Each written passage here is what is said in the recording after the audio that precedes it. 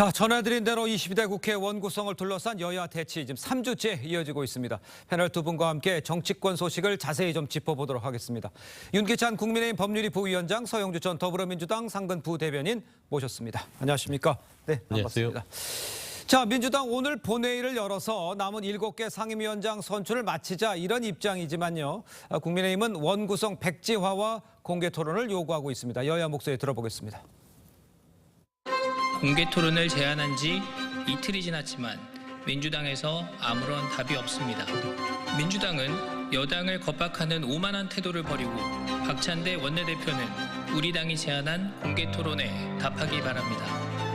7개 상임위원장 몫을 맡겼더니 가동 중인 11개 상임위를 백지화하랍니다. 국민의힘은 명분 없는 장외퇴업 그만두고 7개 상임위에서라도 일하는 모습부터 보이십시오. 자, 일단요. 추경호 원내대표 원구성을 전면 백지화한다면서 민주당에 공개 토론을 제안을 했지만 민주당은 현실성이 떨어진다면서 선을 그은 상태입니다. 일단 7개를 바꿔서 원내 들어가냐 아니면 그냥 맞서냐, 이걸 지난번에도 말씀을 제가 어떻게 될 거냐고 여쭤봤는데 지금 상황에서는 어떻게 진행이 되고 있습니까? 일단 협상이 진행 중인 걸로 보이고요. 그래요? 국회의장께서도 협상이 진행 중이라는 전제하에 아마 오늘 국회를 열지 않을 것 같고요. 네네. 문제는 뭐냐면 11대 7이라는 그 숫자는 관행대로 다 배분을 해놨잖아요. 네네. 그런데 그 안에 있는 어느 상임위를 가져갈 것인가에 대해서 일방적으로 상임위를 전부 다 결정을 해버렸다는 거죠. 이건 그동안에 국회 관례에 어긋나지 않는 건데 더군다나 지금 쌍방울 대북송금 사건의 1심 판결 이후에 법사위에서 보여주는 일부 위원들이 보여주는 행태를 보면 이거 법사위원장 그대로 두면 안 되겠다는 생각이 더 드는 거죠. 그러니까 이미 원구성 협상 이전의 일 갖고도 문제가 있었지만 그 이후에 벌어진 상황이 바뀌었는데도 불구하고 그 상황에 대처하는 이분들의 언행을 보면 법사위를 맡겨놓게 되면 국민을 위한 법사위 운영이 아니고 예. 이재명 대표의 방탄을 위해서 사법부를 압박하고 검찰을 압박하고 그다음에 그분들을 증인으로 불러서 또 압박하고 네. 탄핵하고 자 이런 부분들을 어떻게 맡겨둘 수 있느냐 이거에 대한 국민적 여론을 환기시키는 차원에서 공개 토론을 제안한 것 같고 네. 어쨌든 이제 공개 토론을 하든 안 하든 간에 협상을 또 다른 안을 낼 수는 있어요. 국민의힘이 예를 들면 뭐 법사위원장을 나눠 맡자든가 이런 안에 대해서 좀 논의할 수 있는 장에 일단 민주당이 나와야 되겠다. 이게 더 길어지면요 오히려 민주당이 역풍이 좀 세게 맞을 것 같다는 생각을 합니다. 그 지금 말씀하시는 법사위원장은 다시 바꿀 수 있는 정청래 법사위원장이 물러날 수 있는 그런 협상도 가능한 상황이라고 저는 개인적으로 정청래 위원장을 위원장으로 선임한 이유는 예. 물러날 수도 있다라는 전제하에 한 것 같아요. 아, 그래요? 왜냐하면 정청래 위원장이 법사위원장으로서 전문성이 좀 없다고 보여지고요. 알겠습니다. 또 하나는 정치적 접근을 하고 계시기 때문에 예. 그 1년 정도 하시고 물러날 가능성에 대비한 인선이 아닌가라는 생각도 개인적으로 해봤습니다. 알겠습니다. 일단 우원식 의장은 여야 협의가 우선이라는 방침입니다. 앞서 민주당 단독으로 11개 상임위원장을 선출을 했는데 또다시 야당 단독으로 가기는 좀 부담스럽다 이렇게 봐야 되는 겁니까? 어떻게 보세요? 그냥 이제 그 국회의장으로서 본연에 그냥 충실한 거예요. 국회의장 자리는 서로 간에 협의를 하도록 중립적인 그렇겠죠. 예. 어떤 자리에서 조율하는 능력이 조율하는 역할을 하기 때문에 예. 그 얘기를 하는 것이지 국민의힘이 그런 우원식 의장이 18일 날 본회의를 안 할 것이다. 그런 막연한 기대를 안 했으면 좋겠고요. 예. 그냥 그렇게 얘기하는 것이다. 근데 이제 그 지금 추경호 원내대표가 하는 거를 보면 이게 기차가 이미 떠나버렸어요. 떠난 기차를 뒤로 이렇게 후진시킬 수 없거든요. 아하. 기차가 후진하는 거 참 굉장히 이채롭죠. 예. 근데 그럴 수 없는 상황인 걸 알면서 저렇게 때를 쓰는 거는 손해예요. 국민들 입장에서 보시죠. 이 원내에서 여의도에서 여야 간에 상임위가 갖고 싸우는 거 뭘로 보이겠습니까? 밥그릇 싸움으로밖에 안 보입니다. 네. 상임위는 각자 알아서 여야 간에 제 정해진 시간에서 나눠서 배분하고 예. 그다음에 일하라고 지금 주장하고 있습니다. 아. 제발 일 좀 해라. 지금 물가도 그렇고 민생도 그렇고 의료 지금 오늘부터 집단 유신을 한다고 이렇게 나서는데 예. 그럼 상임이라도 열어서 복지에서 불러서 뭔가 조율을 하고 이런 역할들을 입법부가 하라고 하는데 법사위 다시 저기 백지화하고 공개 토론하자 얼마나 안심하게 보이겠어요. 저는 그런 말씀을 드리고 두 번째는 법사위 국민의힘이 가져가서 뭐 하실 거예요. 21대 돌이켜보세요. 최혜병 특검, 김건희 여사 특검, 대통령과 대통령 배우자 그 특검 만느라고 모든 민생법안 올스톱 시켰잖아요. 예. 그렇기 때문에 민주당은 절대 법사위에 대해서는 뭔가 논의 대상이 아닙니다. 다만 7개 상임위를 비워놨으니까 그거라도 논의를 해서 가져가시고 그다음에 들어와서 일합시다. 이주장이죠. 그럼 제가 설명하면 논의는 하고 있지만 지금 뭐 예를 들어서 뭐 윤기찬 부위원장께서 얘기하신 법사위 그런 거는 전혀 논의 대상이 아니고 그럼 논의 나머지는 대상이 그냥 7개는 다 그렇죠. 합니까? 그러니까 합의 안 지금 하면? 그렇죠. 국민의힘 법사위를 좀 논의를 하자 그건데 네. 그거는 어떤 경우에도 논의가 안 되고요. 대상이 안 된다? 그렇습니다. 저는 근데 이게 이제 문제가 있는 게 일하는 국회 만들려면요. 실제 성과를 내는 국회를 만들어야 되잖아요. 근데 저희가 21대 때하고는 다른 게 저희는 여당입니다. 대통령의 거부권을 갖고 있어요. 그러니까 만약에 민주당이 정말 일하는 국회, 입법적 성과를 원한다 그러면 거부권을 행사하지 않는 명분을 쌓아야 될 거 아니겠어요? 그렇다면 협상을 해가지고 뭐 법제사법위원장을 주든 아니면 입법 절차에 국민의힘이 관여할 수 있는 기회를 주든 해야 되는 건데 지금 똑같이 가고 있다는 거죠. 예. 이건 성과가 아니고 그냥 정책 공방하겠다는 거고. 아하. 두 번째 우원식 의장의 경우에는 본인이 스스로 6월 말까지라는 약속을 했어요. 원구성 협상은 그때까지 기한을 주겠다. 예. 그러니까 그 본인 스스로 약속은 지켜야 되는 것이고 마지막으로 법사위원장이 국민의힘이었을 때 모든 입법을 막았다라는데 자 선택적으로 민주당이 원하는 입법은 다 직회부로 통과했어요. 그러니까 법사위를 직회부 하게 되면 30일 이내에 다 패싱 가능합니다. 자 이런 선택적인 입법을 위한 노력을 해놓고 나서 민성 입법을 국민의힘이 막았다. 이것도 안 맞는다. 아니 이 대통령이 거부권이 있기 때문에 법사위를 내줘서 뭐 어떤 협치의 그 장을 마련하라고 하는데 그건 말도 안 되는 얘기예요. 21대 때요 후반기 때 법사위 운영이 과방위까지 국민의힘이 다 하고 있었습니다. 대통령 거부권 행사 했습니까 안 했습니까? 줄곧 거부권 행사를 14번째까지 21대 끝냈습니다. 예. 근데 또 주면은요 100번도 하시겠다고 지금 으름장을 놓는데 알겠습니다. 예, 그건 알겠습니다. 양쪽에 무슨 의견인지 알고요. 여야 협의가 우선이라는 우현식 국회의장 얘기가 있었지만 쉽지 않아 보인다. 이런 얘기를 할 수가 있을 것 같아요. 자, 계속해서 다음 이야기도 해보겠습니다. 이재명 대표가요. 언론을 향해서 이 검찰의 애완견이다. 이런 표현을 해서 지금 파장이 계속되고 있죠. 논란이 된 발언을 한번 직접 들어보겠습니다.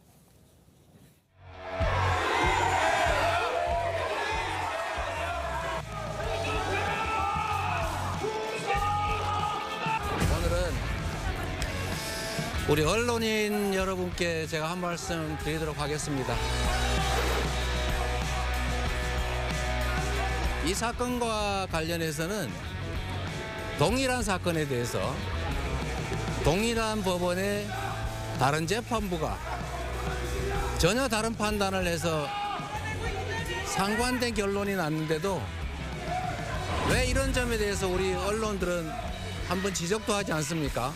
여러분들은 진실을 보도하기는커녕 마치 검찰의 애완견처럼 주는 정보 받아서 열심히 왜곡 조작하고 있지 않습니까? 언론의 본연의 역할을 제대로 하시기 바랍니다.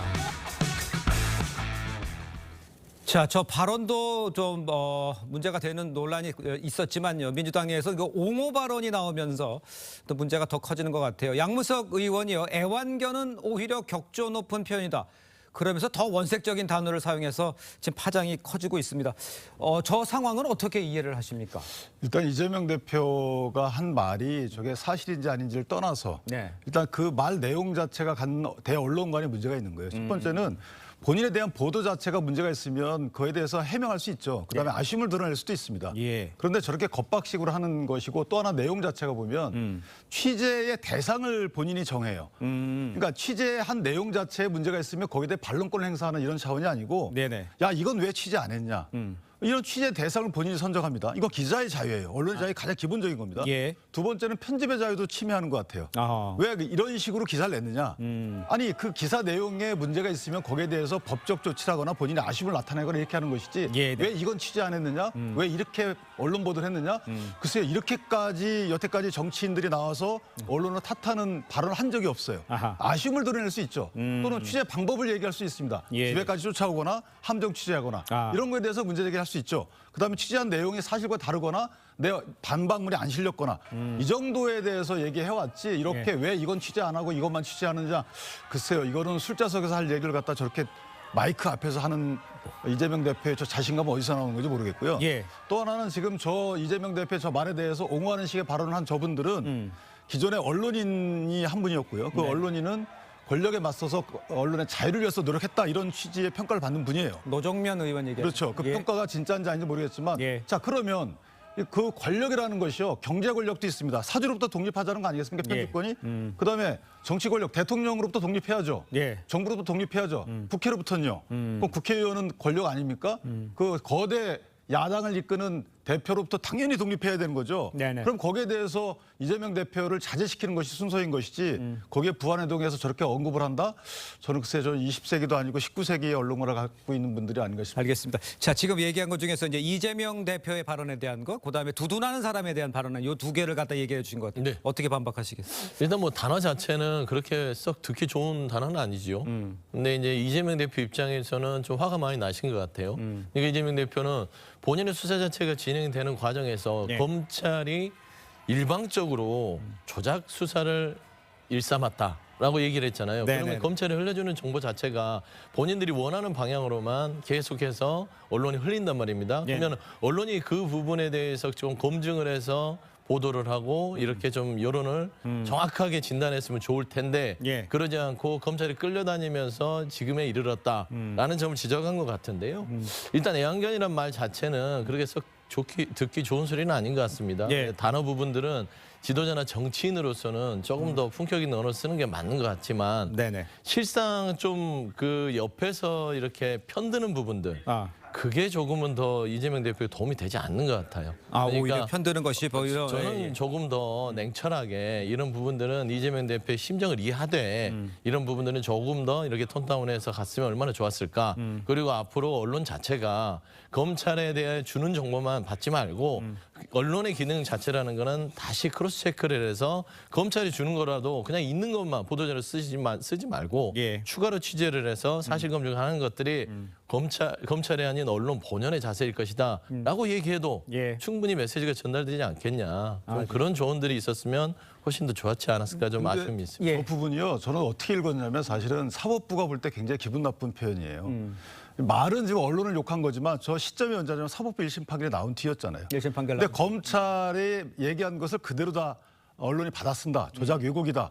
그 사법부를 욕한 거죠. 아. 검찰이 공소장을 통해서 본인이 수사한 내용을 기소를 해요. 네네. 그러니까 법원이 여러 가지 증거 조사를 통해서 판결을 내립니다. 이걸 언론이 보도한 거잖아요. 그 판결을 보도한 겁니다. 그런데 법원은 싹 빼고 마치 검찰이 왜곡 조작한 사실관계를 언론이 받았었다. 아. 거의 법원을 비판한 거죠. 법원을 보고 애완견이라고 한 얘기하고 똑같아요. 검찰의 예, 애완견이라고. 알겠습니다. 자, 이것은 예. 그 사법부를 강하게 압박한 거로 볼 수밖에 없습니다. 알겠습니다. 사법부를 강하게 압박했다는 얘기를 하는데 아까 그 이재명 대표가 그 녹취한 부분에 보면요. 그 검찰의 애완견이라는 표현의 근거를 제시한 것이 이 안부수 회장 1심 판결문에서 대북 송금을 쌍꺼풀에 주가를 띄우기 위한 것이라고 판단했는데 언론이 이를 보도하지 않았기 때문이랍니다. 그러니까 그 내용이 다르다. 안부수 회장 판결과 이화영 전 부지사 판결이 상반된 점을 지적했는데 이게 틀렸다라는 얘기도 있다는 건데 그 설명이 좀 필요해 보여요. 이게 안부수 씨가 무슨 교류협회 회장으로서 대북 브로커 역할을 했던 분이에요. 네네. 그러니까 안부수 씨를 갖다가 이화영 부지사가 소개를 합니다. 네. 쌍방울 회장한테. 그리고 소개한 이후에 이제 이 안부수 씨가 대북 그 송금에 약간 관여합니다. 전부 송금에 관여한 것이 아니고 일부 송금에 저분이 공모해서 관여한 혐의로 기소가 됐어요. 네네. 그러니까 본인이 관여한 부분에 대해서만 판결을 합니다. 그렇죠. 그게 뭐였냐면 그럼 안부수 씨는 안 했다고 하겠죠. 그럼 안부수 씨가 관여한 동기가 뭐냐? 그러니까 범죄 동기 관련해서 이 사람이 본인의 어떤 대북 브로커로서의 위상 정립을 위해서 관여했다라는 판결을 해요. 네네. 근데 그 과정에 검찰이 기소할 때 이것이 뭐 대북 사업권의 우선적 참여 기회도 있지만 네네. 주가 부양을 위해서 북한에 돈을 줬다. 쌍방울이 줬다. 여기에 대해서 이제 범죄 그 사실에 쓰고 재판부는 이거에 대해서 가타부타 판결하지 않고 그냥 유죄로 인정한 겁니다. 그러면서 예. 안부수 씨가 관여한 사실을 인정하면서 그 동기를 인정해요. 예. 이 사람이 아까 제가 말한 대로 대북 브로커에서 위상제고 차원에서 이렇게 관여할 동기가 인정된다라고 한 것이기 때문에 여기에 대해서 경기도에 관련된 언급이 없죠. 그러니까. 이걸 이제 이재명 대표는 얘기한 건데 문제는 뭐냐면 이 1심 판결이 나기 이전에 그러니까 기소되기 이전에 그 이화영 김성태 전 회장은 잡히질 않아요. 그러니까 이 대북 송금을 왜 하게 됐는지 여기에 경기도가 관여하게 됐는지에 대해서 일절 경위 파악을 못한 검찰이 기소한 거예요. 예. 그 뒤에 경위 파악을 한 항소심에서는 공수처 변경을 합니다. 그리고 법원도 대북 송금이 사실 스마트폰 비용의 일부 대납조 약속을 했고 예. 이것을 약속을 지키지 않는다라고 김성애 모 씨가 계속 불만을 토로했다는 것을 사실 인정을 해요. 네네. 그러니까 사실은 일맥상통하는 거죠. 또 하나는요. 만약에 여기다가요. 안부수 씨 판결의 기소장에다가 검찰이 경기도에 스마트폰 비용을 대납하기로 했다라고 넣었으면요. 오히려. 이랬으면 김성태 전 회장이 잡히기 전이잖아요. 예네. 오히려 이것은 조작 수사라고 이재명 대표가 얘기했을 거예요. 예. 왜 이게 사실관계가 밝혀지기도 전에 먼저 공소장에 이게 들어갔느냐. 그랬으면 오히려 저희가 볼 때는 이재명 대표의 말이 맞을 수 있지만 네네. 지금은 이제 김성태 전 회장이 잡히기 이전에 나온 사실관계만을 기소를 했고 예. 그다음에 김성태 전 회장이 잡힌 후에 진술했고 그 진술을 반영한 항소장 공소장 변경이 이루어졌기 때문에 오히려 자연스럽다. 저는 그렇게 봅니다. 그러니까 내용을 쭉 설명해 주셨는데 내용이 상당히 좀 어렵게 들릴 수 있을 시청자들께서 들릴 수도 있겠지만 핵심적인 거는 이 안부수 재판부가 내렸던 쌍방울 대북송금 동기를 판단하지 않았다. 동기만 있는 걸로 하고 판단을 내리지 않았다. 그거를 이재명 대표가 왜 판단 나는 걸 다르게 본 거를 왜 보지 않느냐 이렇게 얘기했다는 거 말씀하시는 거죠? 그러니까 쌍방울의 대북송금 동기와 안부수 회장이 거기에 관여한 동기를 뭉뚱그려서 일반적으로 판단한 거죠. 예를 들면 대북 사업에 참여권 있잖아요. 네. 대북 사업에 참여를 한 것이 동기로 판단했어요. 그런데 네. 대북 사업에 참여하려면 경기도의 보증과 지원이 필요했죠. 예. 여기에 대해서 판단하지 않은 거죠. 안부수 재판부 판단하지 않았다. 그렇죠. 왜냐하면 필요 없으니까. 알겠습니다. 그러니까 양립 가능하다는 거죠. 예, 알겠습니다. 어떻게 보십니까? 일단 뭐 쭉 설명을 해주셨지만 네. 그 동기 부분에 있어서 재판부의 어떤 주관들이 서로 다르게 판결이 됐다라는 얘기를 하는 거예요. 네. 그러니까 안부수 재판부가 형사 15분가 그랬고요. 지금 예. 11부 이제 신진우 판사인데요. 신진우 판사가 얘기하는 것들은 안부수 재판에 준한다면 이 부분에 대해서도 판단을 내려서는 안 됐죠.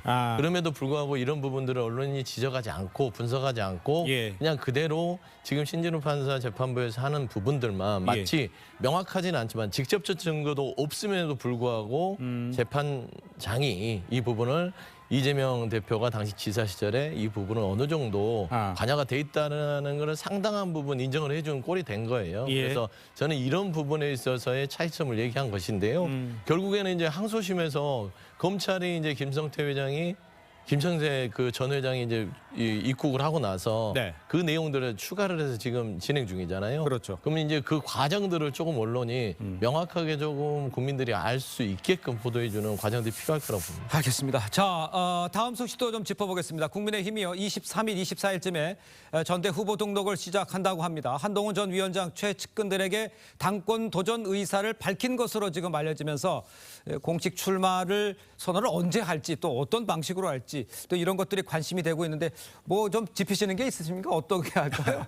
글쎄 일단은 저는 개인적으로 보면 만약에 출마를 한다 그러면 출마할 때 이제 본인과 같이 런닝메이트 뛸 사람들 같이 나오지 않을까라는 생각을 해요. 그렇겠네요. 인지도가 낮은 사람들 경우에는 본인과 같이 옆에 세워놓고 같이 한다라고 인지도를 띄우는 그런 그 행위를 할 것 같고 네. 출마 장소는 본인이 얘기했던 국회의사당의 세종 이전을 약속했잖아요. 그러니까 다른 국회를 본인이 이끌겠다라는 취지에서 세종 정도에서 아마 출마 선언을 하지 않을까라는 생각이 드는데 문제는 이제 한동훈 전 비대위원장한테 가장 강력한 한계는 대통령과의 관계 설정입니다. 이게 친윤이냐 반윤이냐 비윤이냐의 관계 설정에 따라서 본인의 확장력이 어느 정도로 커지느냐 또는 대권 주자로서의 위상은 커지지만 당권 주자로서의 위상은 작아질 수도 있는 거고 그렇겠죠. 약간 그런 함수 관계를 어떻게 본인이 풀어내느냐 그것을 출마 선언문에 어떻게 담느냐 이런 부분도 좀 눈여겨봐야 될 것 같습니다. 예, 그러니까 윤 대통령과의 관계가 여기 핵심이 될 것이다. 그렇죠. 거기에 대해서는 어떻게 생각하세요? 동의하시는 거죠? 저도 처음부터 한동훈 전 위원장이 이 당권 도전에 대해서 이야기가 나올 때 이거는 정확하게 다른 걸 다 떠나서 윤석열 대통령과의 관계입니다. 그러니까 윤석열 대통령과 각을 세우지 않는 이상 나오는 게 무의미했어요. 그런데 각을 세울까 말까 고민을 많이 할 거고 끝까지 고민했었는데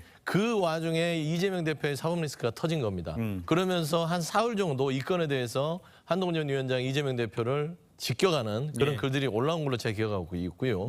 이런 부분들은 뭐냐면 굳이 지금 대통령과 각을 세우지 않아도 되겠구나 판단이 된 것이고 나올 때는 야당 대표가 각을 세우면서 나올 것이에요. 그다음에 국민의힘에 대한 전체적인 재정비, 보수에 대한 재정립 이런 메시지를 던지면서 민생 경제 그리고 국민이라는 단어를 가지고 대통령과의 각 세우는 거를 물타기에 들어갈 공산이 크다.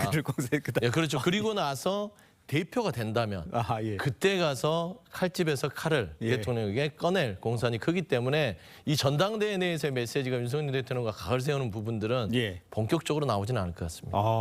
너무 안에 들어가서 생각하신 것처럼 말씀을 하시는데 일단 중요한 거는 지금 그런 그 한동훈 위원장의 전 위원장의 움직임에 대해서 원내 당대표가 원내 이재명 대표와 싸울 수 있겠냐 이런 목소리도 나오고 있으면서 이제 출마를 저울질하는 사람들의 이야기들이 좀 나와요. 이걸 어떻게 보십니까? 나경원, 뭐 윤상현 의원들 이야기 나와요? 그러니까 저렇게 말씀 주시는 분들의 본인들의 장점이죠. 상대적으로 본인들은 원내의 난 원내에 중진이다. 있다. 그러니까 원내를 어떻게 이끌어갈 수 있는 위치에 있기 때문에 일사불란한 원내 정리를 할 수 있다는 취지의 장점을 피력하신 거고요. 예. 사실은 한동훈 전 비대위원장의 가장 큰 단점은 저는 원외가 아니고 대권 주자라는 거죠. 이게 장점으로 작용하기보다는 당대표 선거에서는 단점으로 작용합니다. 예. 그러니까 당원들 입장에서 보면 대통령이 현재 있고 잠재적 대권 주자가 대통령과 각을 세우는 당대표를 뽑느냐 마느냐 여기에 대해서 당원들의 혼란스러움이 있기 때문에 저는 대권 주자, 잠재적 대권 주자, 당권 주자라는 거. 예. 이것이 본인의 한계이자 뭐 장점일 수도 있지만 네네. 이걸 어떻게 녹여내느냐가 본인의 당선 여부에 결정적으로 영향을 미치지 않을까 이렇게 생각합니다. 그렇다면 아까 말씀하신 대로 네. 일단 겉으로는 한동훈 위원장이 뭐 비운의 모습을 갖추고 있고 그다음에 이제 윤 대통령과의 관계를 설정할 거라고 말씀을 해주셨는데 그럼 친윤의 입장에서는 이 상황은 그냥 보고만 있게 될까요? 어떻게 보세요? 그러니까 친윤의 입장은요, 대통령과 관계 설정이 중요한 게 아니라 당내에서의 헤게모니 싸움이죠. 네. 기득권 싸움입니다. 그러니까 한동훈 전 위원장이 대표가 됐을 때 예. 과연 친윤 그룹이 어느 부분에서 생존할 수 있을까? 그런 고민에서 지금 후보를 물색하고 있는 것으로 예. 알고 있는데요. 예. 찾기 쉽지 않을 것 같습니다. 그래요? 결국에는 이제 친윤도 친윤 내부에서 친한으로 갈 것인지 내부 분화가 일어나지 않을까 그렇게 보입니다. 알겠습니다. 자, 두 분 말씀은 여기까지 듣겠습니다. 고맙습니다. 감사합니다.